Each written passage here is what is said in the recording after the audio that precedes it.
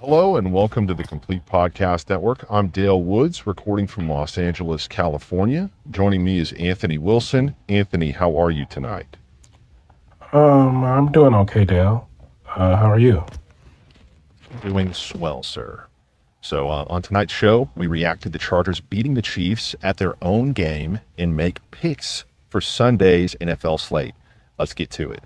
So not that long ago, the second game of the NFL season concluded. We had the Chargers beating the Chiefs 27-21 in Brazil. Justin Herbert outdueled Patrick Mahomes, completing 25 of 34 passes for 318 yards and 3 touchdowns. Mahomes was 24 for 39 for 258 yards and a touchdown pass. He also scored a rushing touchdown. San Diego faces the Raiders next week in Las Vegas, a division game for them. Kansas City, on the other hand, heads to a Super Bowl rematch with the Eagles. It'll be at Arrowhead Stadium, so the home opener for them. Thoughts, Wilson? Well, Dale, I have to say, the Harbaugh effect is in effect in San Diego, just as it once was at Stanford and in San Francisco for the 49ers.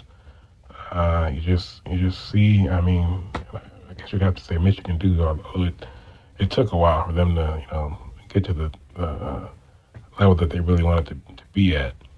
But at Stanford, he comes in, and that was at a time where I think his first year was 2007, and they beat USC in 2000. So that was the game that was like the biggest upset by point spread like in the history of college football at the time, maybe to this day. And I think that was the game where Pete slapped him on the back. Well, that must have been 2009. Where he said, "What's your deal, man?" Right? But yeah, he comes into this. That was back when like as I was saying, USC. They ruled the roost, the best program in college football at that time, and Pete Carroll was a genius of the Pac. Back then it was still the Pac-10. After what he had done, turning USC around, turning him into a juggernaut again. Really an unprecedented, even by USC standards, but it's probably the best run USC ever had, pound for pound, and considering the era and everything. But yeah, he, and Harbaugh gets there. Stanford had been nothing for I don't know how long, probably since John Elway, since after he went left and went to the NFL. So and Harbaugh comes in there and he takes that program and he turns them and gives them the best years that they had ever had, and brought them Andrew Luck and Doug Baldwin and Richard Sherman and a whole bunch of guys. They're really a program like that. I mean, like I said, between Elway and Luck and the guys that that Harbaugh coached up there, what was Stanford really? So what he was able to do was amazing. And then he goes to San Francisco. In San Francisco, it was kind of like a situation with, like he had it with the Chargers, where the Chargers have been better than San Francisco had been when Harbaugh took over, but they hadn't gone anywhere. They weren't going anywhere, and San Francisco had just been playing bad.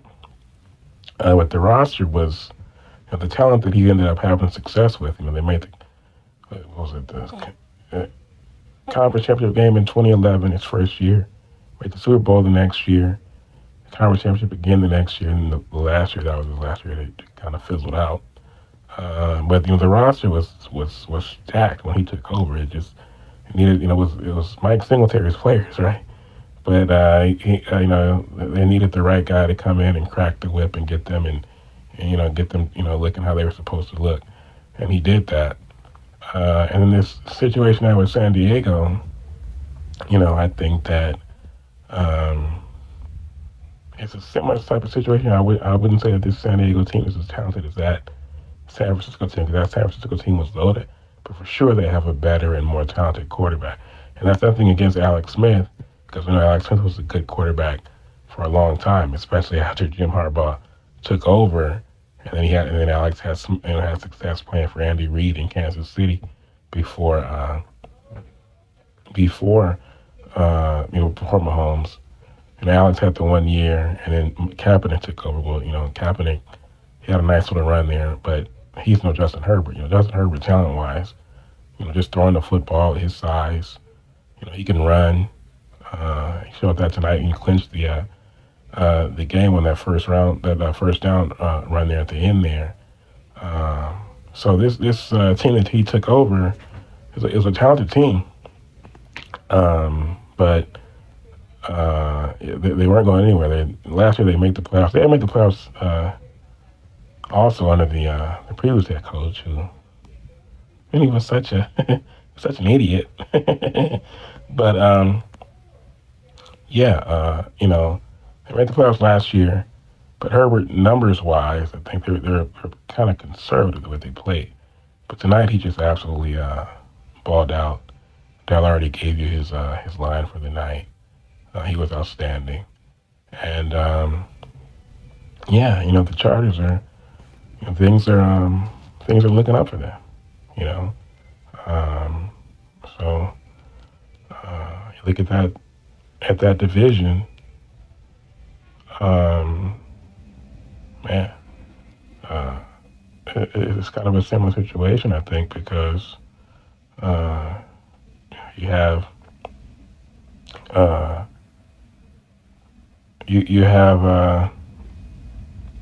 of course, Andy Reid and the Chiefs, who dominated football for the past 5-6 years, right, and dominated that division.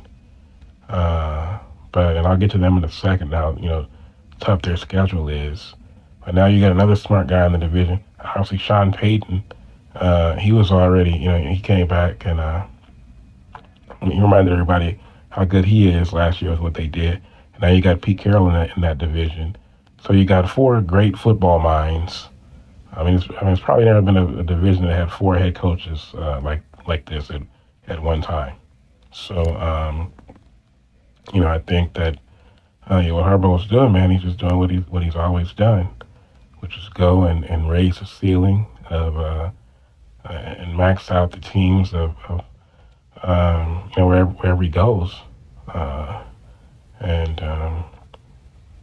Like I said, man, they got the quarterback, they got the defense, and they're going to play that hardball style of football. But as Herbert showed tonight, as we already knew, he's much more than just a game managing quarterback. He's somebody who can carry an offense with his arm, as he did tonight. So, yeah, man, this could be the year that the Chiefs. I was listening to Bill Simmons. He was doing his week 1 Guest Alliance with Cousin Sal for this season, and he said that everybody wants the Chiefs to go 8-9 or something like that. And he said he wasn't. He didn't want to go there. But I'm looking at this schedule, bro. So they already lost tonight, so they're 0-1 now after losing to San Diego. Coming up next week, they got the Chiefs. They have the Eagles, right? Who obviously just smacked them in the Super Bowl, right? Now the Eagles, a lot of talk was made during that the game last night with their secondary. Supposedly, it's not the same with Darius Slay leaving. They have the veteran Adoree Jackson, who I mentioned last night. I met him a couple of times. Nice guy, but they targeted him last night to start the game. CeeDee Lamb was a tough matchup, and the Chiefs don't have anybody like CeeDee Lamb, so we'll see how that goes. At least the Chiefs are at home, but if you look at that schedule, man, once again, so you already played the Chargers and lost, and now you got the Eagles, so you could easily be 0-2. Then you got at the Giants, so that'll be a W more than likely. Then you got the Ravens. That's another, right? Who knows what's going to happen in that one, right? At least it's at home, though. Then you have the Jags. That should be a W. Then you got the Lions, right? Now, the Lions, of course, they won, 13, 14 games last year, made the playoffs the last couple years. Now, I mentioned that, who knows what they're going to be like without Ben Johnson, because so much of what they do on offense is based on just his beautiful and flawless play designs and how well they execute them. Well, if the new offensive coordinator, if he's no Ben Johnson, uh, you know, you just don't know until you see uh, how it looks, right? So that actually might be a relief for them. But we do know the Lions have been a darn good team in the last couple of years, and you have the Raiders. That won't. So the Lions will be at Arrowhead. The Raiders also, but the Raiders now they're going to have to get better. But once again, they have Pete Carroll now. There's somebody who knows what he's doing. That's a Hall of Fame coach. At two levels of football. I don't know if I've ever mentioned that on here before, but the rule in college football, I said this when they changed the. I think it was that. So when Mike Leach, he passed away. Obviously, rest in peace to the great Mike Leach, always. But when he passed away, his winning percentage was something like, I think the threshold for the criteria for making the Hall of Fame as a college football coach, one of them was that you had to win at least 60% of your games. And I think Mike Leach's career mark was at like 59.9 or 59.5. So they changed the criteria to fit whatever it was, 59 or 59.5 or 59.9, whatever it was, so that Mike Leach could get in. And I thought it was a great gesture. But as I said at the time, what else they need to do, because you also have to have coached for at least 10 years in college football in order to make the College Football Hall of Fame as a coach. And, Pete Carroll, the USC only coached for 9 years, from 2001 to 2009. But technically, he's not even eligible, which is ridiculous. But, obviously Pete Carroll should be in the College Football Hall of Fame and in the Pro Football Hall of Fame. And now he's with the Raiders. He brought Geno Smith with him. I mean, it's just not, the Raiders is going to, I promise you, the Raiders are going to be a lot more uniform, a lot more together, a lot more competitive on a consistent basis than they've been in, I don't know how long. It's been so long since the Raiders were consistently good. They have good years here and there. But Pete Carroll is going to have them prepared and going out and competing and performing every single week while he's the head coach there. I guarantee it. Unless he's just, unless he's too old now. Which we were kind of seeing with Bill Belichick. That's why I respect Nick Saban for getting out before it's, before he starts to not look like Nick Saban anymore. All right, so but then like I said, the Raiders have Pete Carroll now. Then you got the Commanders. The Commanders obviously made the NFC Championship game last year, but that one will also, I think that will also be at Arrowhead. But then you got the Bills on the road. Obviously, that's a daunting, in-conference matchup as it is every year. The Broncos, another divisional rival who made the playoffs last year. And now they get their quarterback, Bo Nix, in year 2 under Sean Payton, right? Then it's the Colts. So the Bills and Broncos, those games are on the road. Then you got the Colts. That one's going to be at Arrowhead. That should be a W. The Colts are a mess. Then it's at the Cowboys. Speaking of the Cowboys,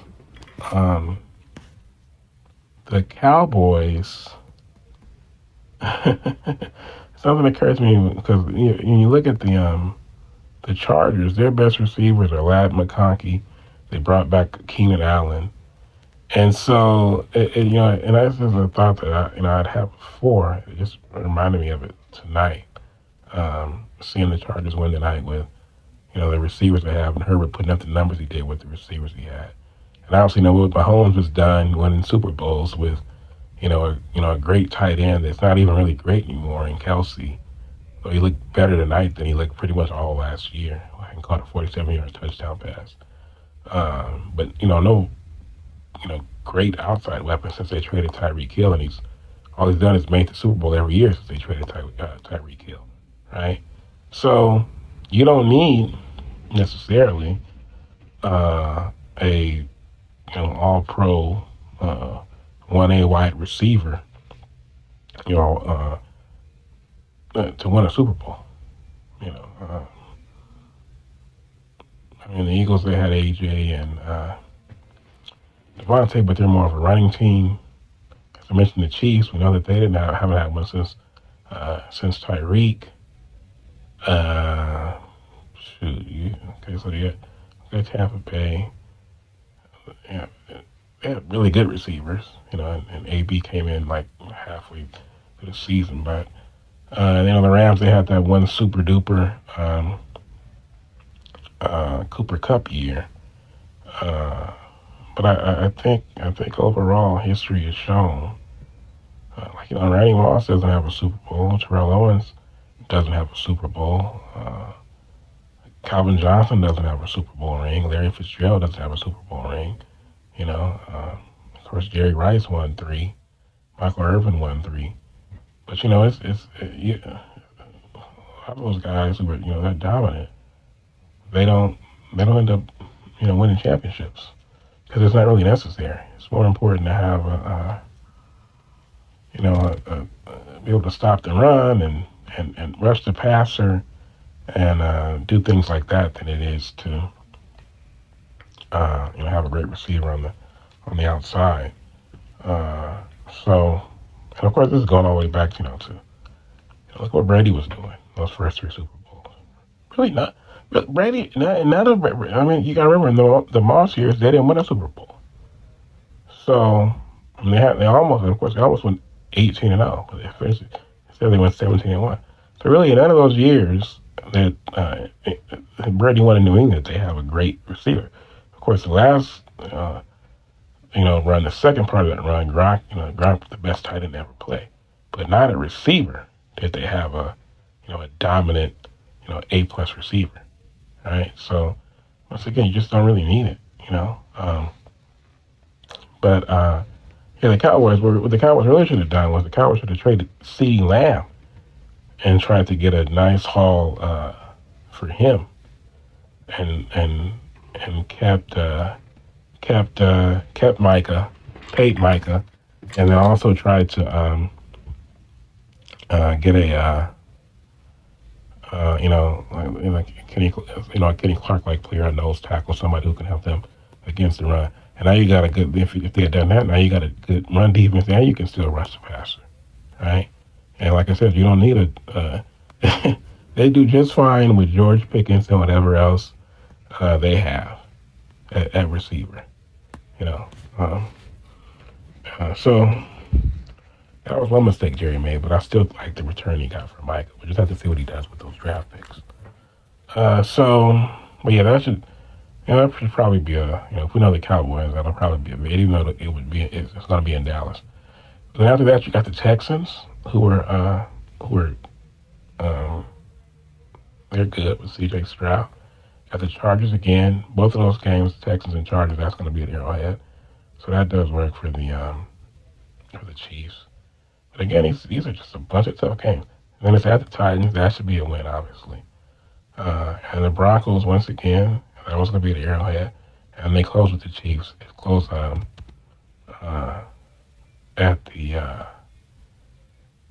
the Raiders. So once again, that's a Pete Carroll game. It's going to be in Las Vegas. Now it'll probably take Pete some time to get that team up to snuff because they're not as talented as the Chargers are. So Harbaugh was able to come in year one and get them to the playoffs. Will Pete be able to do that in this division in year one? Probably not. It's going to take him a little bit of time, right? Maybe to upgrade the quarterback position since Geno couldn't really. Geno was like an 8, 9, 10 win quarterback every year under Pete in Seattle. So once he gets his that's figured out, we'll see. But for this year, you have to give the Chiefs the advantage. Once again, it's Pete Carroll now. It's not the guys they've had more recently before Pete. So yeah, man, that's a really tough to see.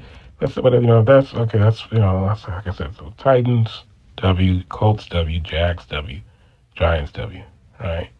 So that's 4 wins right there, and that means it's 12 other games. If they go 6-6 in those 12 games, which is still the Chiefs. So you gotta think they're gonna, you know, they're gonna be able to pull some of those games out. That'll be 10 wins, but it's 10 wins. That's usually enough for a wild card berth. But we'll just have to see, man. You know, we'll have to see. Of course, we'll probably look back at the end at like 12-5 or something like that, because it's the Chiefs. But I'm just saying that schedule it does stand out. Um, all right, so on to the picks for the Sunday slate. Uh, for the record, I obviously would have picked if I had done this before the season, I would have picked the Eagles to beat the Cowboys, but I would have picked the Chiefs to beat the Chargers because it's the Chiefs. Uh, so it would have been 1-1. Now I don't pick against the spread because I'm just not intelligent enough to pick against the spread. I was gonna try it and I was like, bro, no, I'm not even gonna go. I'm not even gonna try it because I'm just not smart enough to do it. So, uh, I do prize picks, player props, and I don't know what to do. And then, when it comes to the point spreads, I'm just not. It's just not my. It's just not my thing. So, all right. So, starting with the early slated games. First up, we got Cardinals at Saints. Saints are a mess. Their quarterback situation is a mess. They just drafted a quarterback, I think, in the second round in the draft was Tyler Show, right? Is how you say his name. And then people already expected that next year they're gonna be looking for a quarterback again. So you got to give the Cardinals the advantage of that. The record, the line is Arizona minus 6.5. Right. Um, Arizona, that means Arizona's a 6.5 point favorite. All right. So then next we got Dolphins at Colts. The Dolphins got some problems, but not as many as the Colts do. Colts quarterback is Daniel Jones, but Indiana's a point and a half favorite at home. But I gotta. I mean, I don't want to give the. I don't know. You never know. The Dolphins are such a mess. Once again, now, I'm not. When I give my pick, I'm not considering the spread. I'm mentioning the spread just so anybody who wants to know what the spread is, they'll know. But I'm picking winners outright here. So I picked the Cardinals over the Saints to beat the Saints, and then you have like I said, the Dolphins and the Dolphins at the Colts. That's damn near a pick 'em. But the Dolphins are so screwed up right now. Then you got the Raiders at the Patriots. Now the Patriots once again. So you got two teams who hired a couple smart head coaches, proven smart head coaches. Raiders with keep said 20 times already with Pete, and the Patriots. They hired Mike Vrabel. Drake May, the quarterback, going in his second year. This is Pete's first game. How about you got New England on my, a 2.5 point favorite? I'll take the Patriots outright. As much as I've been praising Pete, once again, it's going to take some time, I think. All right. Then next, so we got the Steelers at the Jets. That's going to be one that everybody's talking about because Rodgers returns to New York. Pittsburgh is a 2.5 point favorite.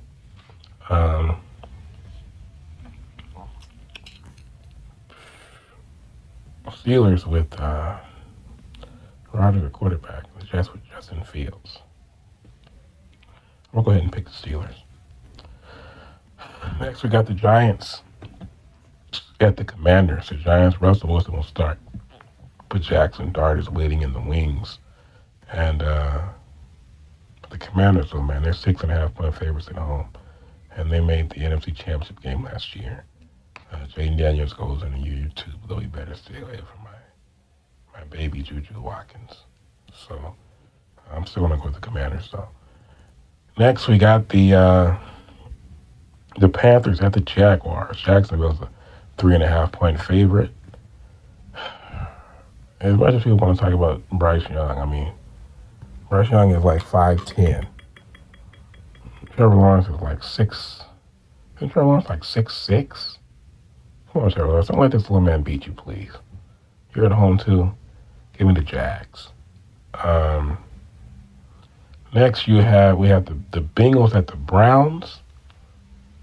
Browns quarterback situation obviously is iffy. Cincinnati is a 5.5 point favorite on the road. I got to go with Cincinnati there. Um, the last of the early games, we got the Buccaneers at the Falcons. Tampa Bay is a 1.5 favorite. Uh, Michael Penix now the starter there full time. But although isn't Kirk Cousins still on their roster? I'm not sure. I think he is, right? And then you have the Buccaneers. You know what they are every single year. Really, the Buccaneers are a team that you look at that division. I mean, you got the Falcons, the Saints, and the Panthers in that division.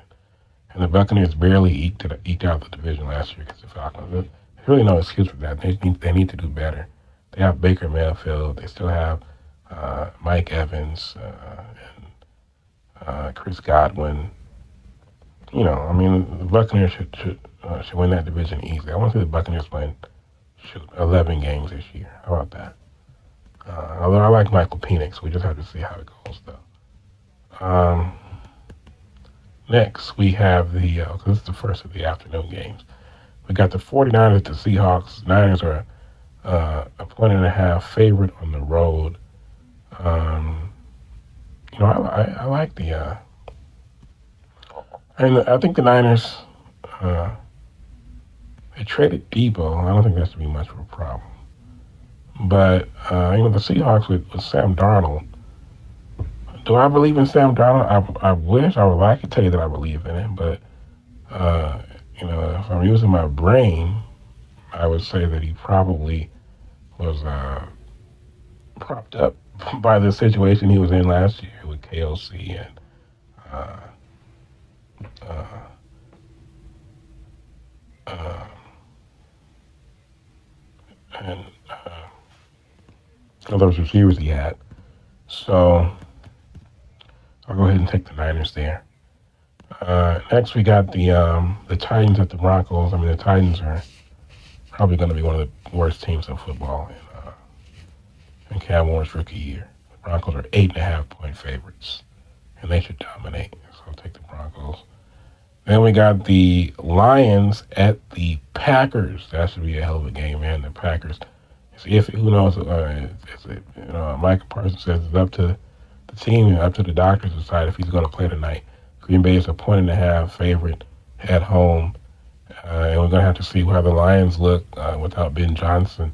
I'll take the Packers with Micah or no Micah. Then we got the Texans at the Rams. The Rams are a 3.5 point favorite at home. I like that. I like this Rams team. I think they might be the second best team that is in the NFC, if not the best team in the NFC. They gave the Eagles their only tough game in the playoffs last year. They got Puka Nacua there. They added Devontae Adams. So this is the first time they've had like a real like type 1A receiver really since Sean McVay has been there. As good as Puka Nacua is, and as good as Cooper Kupp was, I mean, Devontae Adams is, size-wise, body-wise, talent-wise, he's the classic number one receiver. And, of course, based on what he's done in his career, the Rams have never really had anybody like him at that position. And and now they do. So I like that line. I like the Rams at home. So win outright. And then we got the Ravens at the Bills. That's a Sunday night game.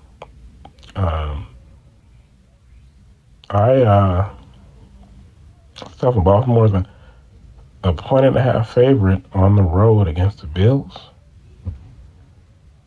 Give me the Bills. And then in the Monday Nighter, we have the Vikings at the Bears. The Vikings are a 1.5 favorite. Not with J.J. McCarthy. I don't know who set that line. They must be trying to trick somebody. Give me the Bears and Ben Johnson, bro, to kick off the new era there in Chicago with a victory. Um, so yeah, bro, looking forward to the games this weekend.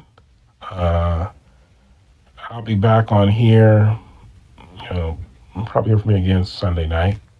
I'll probably wait until Tuesday, until Monday night after the Monday night game. You know, I really should have waited until Monday night period, but I don't know. I just couldn't wait. So, and I recorded last night after the Thursday night game, and I'm right back recording again tonight. So I'm gonna try to give it a breather and wait until after